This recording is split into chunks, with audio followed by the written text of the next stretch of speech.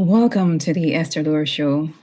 As I have been talking about being your ultimate self, I state that you may never live to see your ultimate self because your ultimate self is the version of you that you become when you transition from here. Like, if you never know that, if you never really figure that out, that's sort of what it is. Several years ago, when I was in a state of my lowest low, I imagine what life would be if I were to die. In that moment, I saw myself as far and removed from who I knew God intended me to be. I saw myself as living below my abilities. I saw myself as depressed, sad. And I knew that's not what God wanted for me. And so I had to make some decisions to let go of people and things and situations. Years later, I am now in this space where, certain moves that I made were supposed to be temporary, but I got comfortable again. I got out of survival mode and I became comfortable again. Things are okay.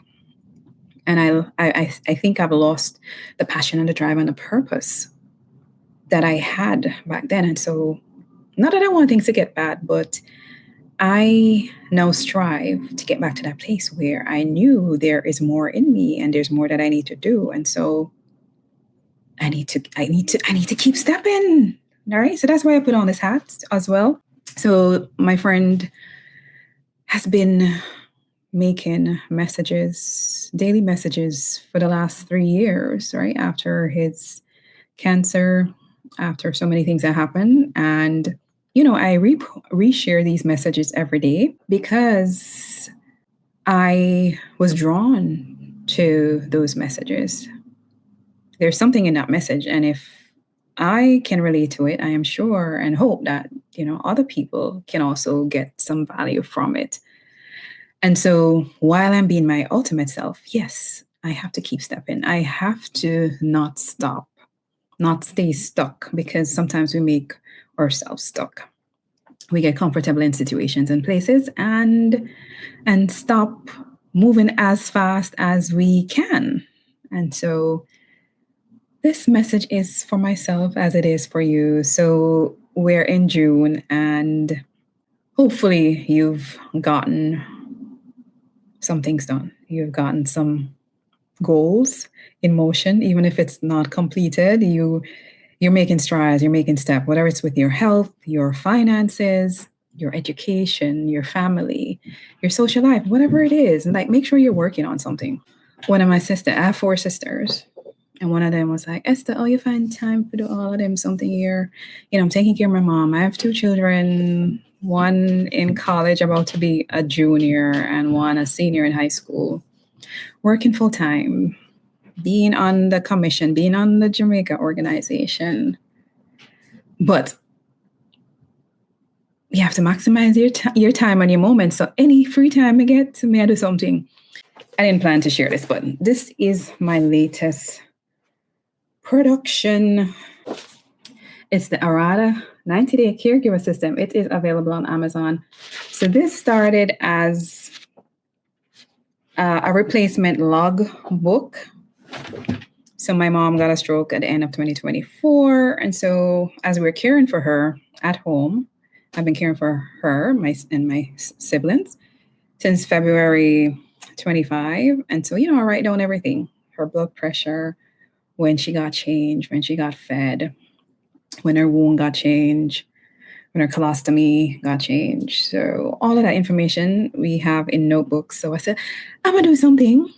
I created an app, asked AI to create an app. And from that app, I was like, might be I can do a printed version. And so this 18-page Google Doc, I moved it over into Canva, and it has morphed into this 240-page caregiver system. It's not a logbook, it's a caregiver system. It's intended to care for your loved one, but also allows you, the caregiver, to find opportunity to make sure you're taking care of yourself as well.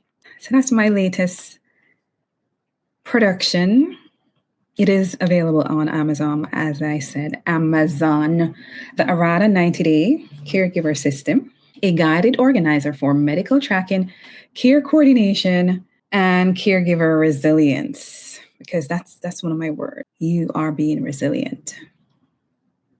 Being a leader, being a caregiver, being a mother, being an employee, being a server.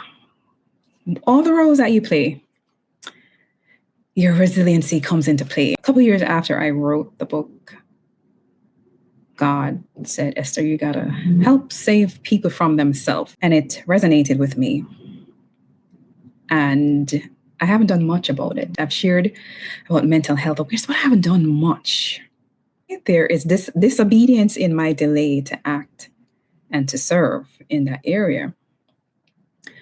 But I was really thinking about it. I'm like, it's more than that as well. It's about the whole idea of love. Like, how do we spread a culture of love? My aunt the other day, she said, Esther, I love me. My 80-something-year-old Aunt Bernice, who's responsible for me being in America. She said, I love me. I said, yes, Esther, you have to love yourself. You can't love others if you don't love yourself. And, that's my whole thing in my book. My ultimate self, being and taking action, loving yourself, loving God, and loving others. Love. And then my mother, shortly, like the next day, she threw me a kiss as I was taking care of her. And she said, I love you. And I wrote it in a caption, like, that's some ancestral love that's coming down. Like, their parents, my grandparents, must have loved them for them to have enough love to share with us, their children. And it's that same love that I've passed on to my 2 children, right? My 2 amazing kids. If you see them, you meet them, they're amazing people. That's because of the love that they've gotten, like from they're in my womb. And even before that, so they were made with love, in love, and they were grown with love. And even now, I still make sure that they know that I love them, be there for them, even if we're not together. Like, they know that their mother loves them. And so when I think about all the issues that we're having in society, it's like, how do we let people know that they're loved? How do we cultivate a culture of love in our little children? Like, what exactly do we need to do? I know, there are parents who are responsible for their children, but how do we make sure that every child feels love? And it's like the chicken and the egg. Letting the child feel love means they need a parent who is able to give them love. So both needs to happen. Like, we need to kidnap some people and put them in a love school or a love prison. I don't know. Like, what do we need to do? So that's my mindset, because it's all about love. God is love. Jesus, love. Those who can't help themselves. Everybody that Jesus came across, it was somebody who was in a situation and they needed help, and he stretched out and he helped because he had enough love in him to give to others. And we're living in a society where,